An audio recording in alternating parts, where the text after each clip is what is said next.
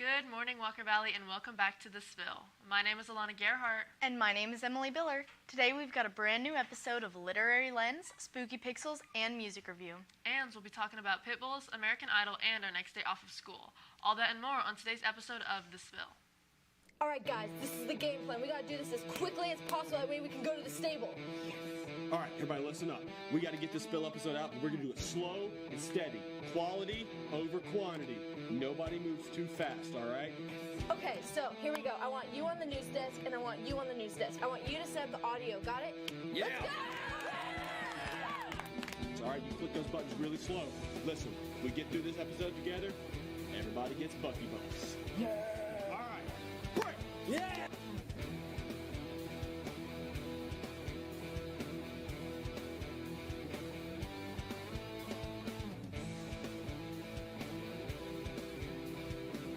And we're live in 3, 2, 1. action. Alright guys, On February 15th, 2024, NASA, in coordination with Interactive Machines, launched the first rocket to the moon in 52 years. The rocket is called the Odysseus and was made by Intuitive Machines. On the 23rd of February, the Odysseus landed on the moon and is now being controlled remotely from Earth. NASA and Interactive Machines are taking data from the rocket and showing pictures of the moon's surface. When Odysseus landed, it fell onto its side, but is still intact and fully functional. The CEO of Intuitive Machines made a statement about the lunar lander being tipped over, and said that it had landed too fast and that going to the right made the landing mechanisms of the lander tip over. They are still continuing to collect data from the moon. In Gainesville, Florida, local couple Alicia and Andrew Alderson's hearts were warmed by the three-legged pit bull named Annabelle. They said it was love at first sight and that she ran right towards them and jumped into their arms. Sadly, their newly adopted puppy grew a mass on her left rear leg that tested positive for cancer. Professionals were scared to do a procedure due to her already having lost a leg, but Alicia and Andrew did not give up so easily. Luckily, they were given a chance to try a new approved FDA drug for dogs to fight cancer without an invasive surgery. The drug worked, and Annabelle is now cured and no longer has cancer. Noah Peters, the singing barber from Benton, Tennessee, could be the next American Idol. Spreading his talent onto TikTok with 1 million followers, he made his way to the show American Idol. During his audition, he cut top 3 finalists of last season, Colin Stowe's hair. Noah's former wife, Kaylee, encouraged him to open up his own barbershop, which is located in Polk County, Tennessee, just off of Highway 411. Unfortunately, Kaylee lost her battle with cancer shortly after they were married. Noah says he's doing this for her.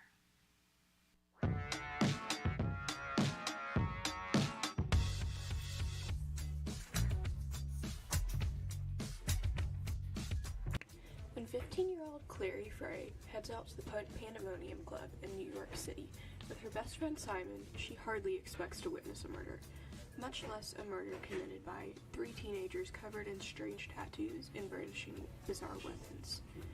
Then the body disappears into thin air. It's hard to call the police when the murderers are invisible to everyone else, including Simon, and when there is nothing, not even a smear of blood to show that a boy has died. Or was he really a boy? This was Clary's first and not last meeting with the Shadowhunters, warriors dedicated to ridding the earth of demons. It was also her first encounter with Jace, a Shadowhunter who looks a lot like an angel and acts a lot like a jerk. Within 24 hours, Clary is pulled into Jace's world with a vengeance when her mother disappears, and Clary herself is attacked by demons. But why would demons be interested in ordinary, mundane humans like Clary and her mother? And how did Clary suddenly get the sight that only Shadowhunters are said to have? The Shadowhunters would like to know.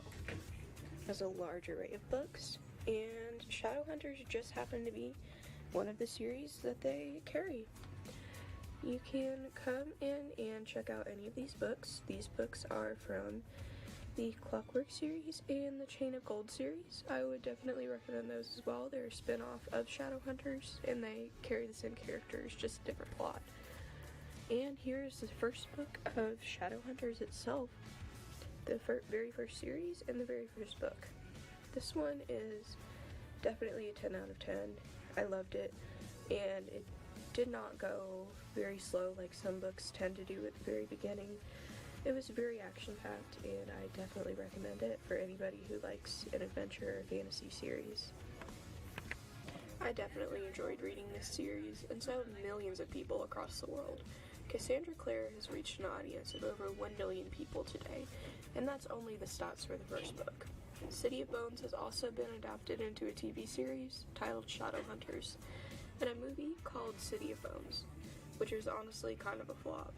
It only earned a 13% on Rotten Tomatoes, and critics said it gathered a lot of inspiration from the series, but it didn't quite understand what to do with it.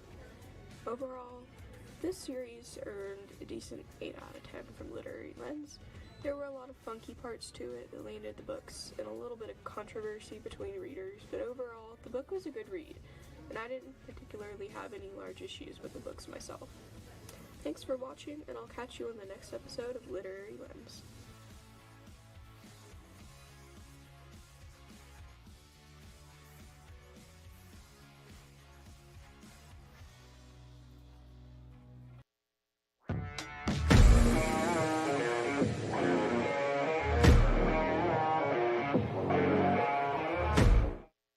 I feel like I might be hyping this up way too much, but then again, everyone else is. March Madness is on the horizon. March Madness is everyone's favorite basketball event in the world. While that may be overshadowed due to the impending Olympics, it is still loved by mostly millions of people. The Blue Devils and the Auburn Tigers are two teams that are expected to make it very far in some teams' whole seasons. It is unknown who the number 1 seed, whoever it is, they probably will not make it very far due to the pressure of the playoffs.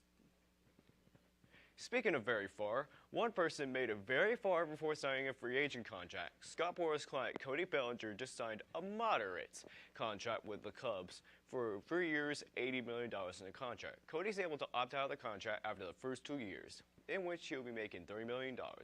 If he chooses to opt into the contract after the first 2 years, he'll be making $20 million. In other news, utility player Kiki Hernandez signed with the Los Angeles Dodgers on a 1 year, $4 million contract. The Dodgers won against the Rockies 9-4 and the White Sox 9-6, and the Braves lost against the Orioles 2-1 and the Pirates 13-4. Now to Walker Valley sports. On Friday, the Walker Valley girls basketball team won a great game against the East Hamilton 52-45, with them advancing to the region tournament. In the boys basketball game, they had a win against Ottawa with the score being 85-29, the first game of the region tournament. The wrestling team had some great matches last week, with Christian Wilson finishing his senior year in 5th place in the state, and Troy Discavage finishing 6th place, and with Jeremiah Townsend finishing 4th. Congratulations for the wrestling team on a great season. On Thursday, the softball team has a scrimmage against Chattanooga Christian at 5:30. On Saturday, the lacrosse team will play at Upperman at 11 a.m. That's all for Sports Day at Walker Valley. Now to a segment of Spooky Pixels.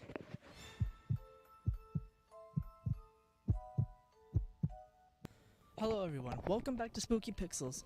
I'm your host Matthew Doors, And I'm your co-host Aiden Phelps. and today we're going to be talking about the game that has ghosts.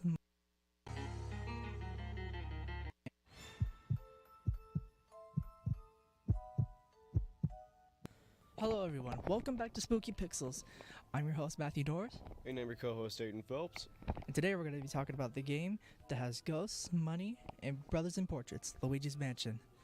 The hit action-adventure horror game first released in Japan on September 14, 2001, then in America on November 18, 2001.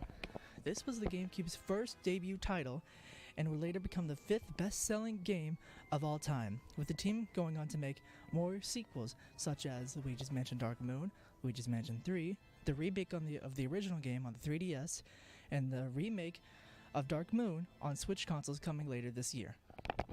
Now, with all that being said, let's talk about the gameplay. It was pretty simple back then, with the player controlling Luigi and trying to save Mario from the clutches of King Boo. Meanwhile, the mansions are haunted by a variety of ghosts who use a variety of ways of attacking, and you must use a device from Professor E. Gag called the Poltergust 3000. It will later be upgraded to 5000 and the G01, and other pieces of equipment to capture them. Developers would later implement these mechanics for the player to use against the ghosts, like elemental powers for your vacuum, a dark light that can reveal visible objects, stereo bulb for your light, flashlight that can stun ghosts in a larger radius, different variants of the poltergust that we just mentioned, and much more. The game also had a currency for how much that the player finds in the mansion, which can range from dollars and coins to gems and diamonds. And at the end of the game, it will tally up your scores based on the amount of ghosts, money, and gems you've collected, and will give you a grade between D and S, with the mansions becoming more luxurious for how much money you get. Okay, what do you like about the Luigi's Mansion series? I mainly like how it's developed Luigi from a Play 2 character into having a personality. Okay, what do you like about it from a horror standpoint? I like it from a horror standpoint because it gives ghosts more light-hearted view of like what ghosts can be. Because ghosts in most games are mostly seen as these evil beings whenever they're just people like us whenever they was alive. Well, I believe that's all the time we have today for this episode. In short, Luigi's Mansion is a game that became a great hit with Nintendo fans when the original game released back in 2001, and would later get more releases that involved more mechanics but never lost the charm of the old games, with some people still loving the series till this day. I've been your host, Matthew Norris, And I've been your co-host, Aiden Phelps. and we'll see you on another episode of Spooky Pixels.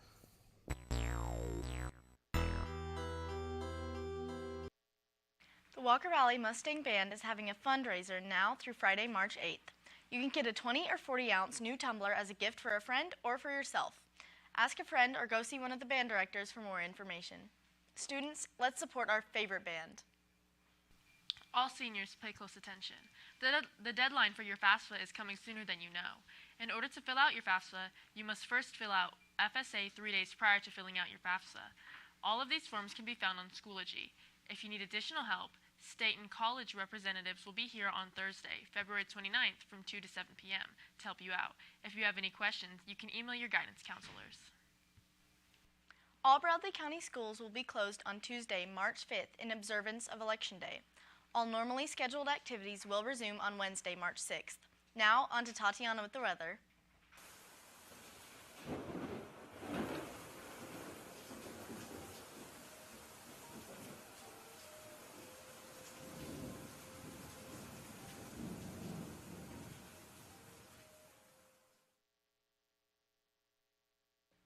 Hello, Walker Valley, and welcome back to Walker Valley Weather. Today, we have a lot of thunderstorms all over this area over here. Here we got Nashville, a high of 71 and a low of 29. We have Knoxville, a high of 68 and a low of 27. It's only raining over here, so that's okay. That's fine. And then we have Cleveland, a high of 68 and a low of 29, also thundering. And then we have Chattanooga right over here with high of 70 with a low of 31. And then last but not least, at Little Atlanta right here, 73 and a low of 35. Now moving on to the weather radar. As you can see, the precipitation is starting to move all over the place. It's kind of coming back over here, as you can see. In Middle Tennessee, it'll most likely be where you mostly need to drive carefully around. As you can see, the red means that it's going to be very heavy. So be careful on that. Now moving on to the 3-day weather. On Wednesday, which is today, it is thunderstorming. Fun, with a high of 68 and a low of 29. And then for Thursday, it's quite cloudy. We have a high of 53 and a low of 37. And then last but not least, Friday, raining all day. I'm so tired of the rain. We have a high of 51 and a low of 44.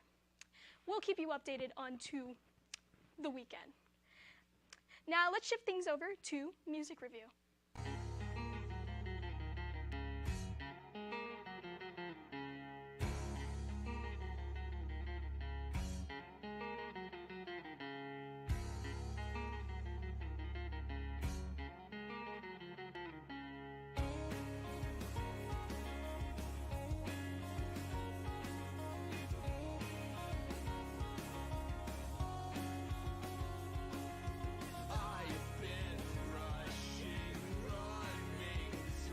How do you feel about camping in Alaska? Please be nice, huh? 7 out of 10. 7 out of 10 album rating. How do you feel about camping in Alaska, the band from Alabama? I think they got a silly name for being from Alabama. me show you a couple songs. What is your favorite?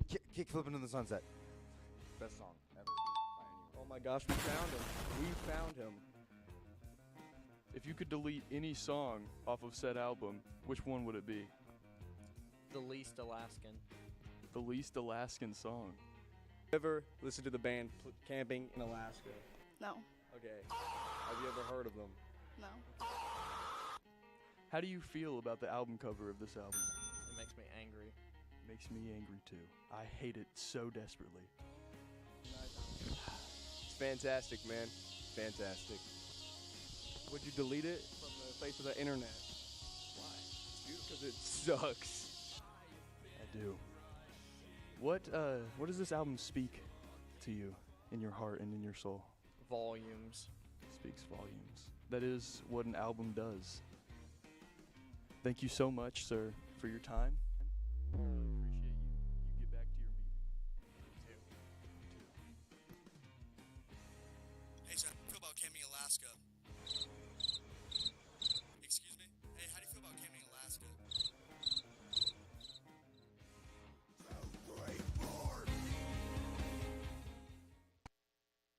That's all for today's episode of The Spill. My name's Alana Gerhart. And my name is Emily Biller. Have a Wendy Wednesday, Walker Valley.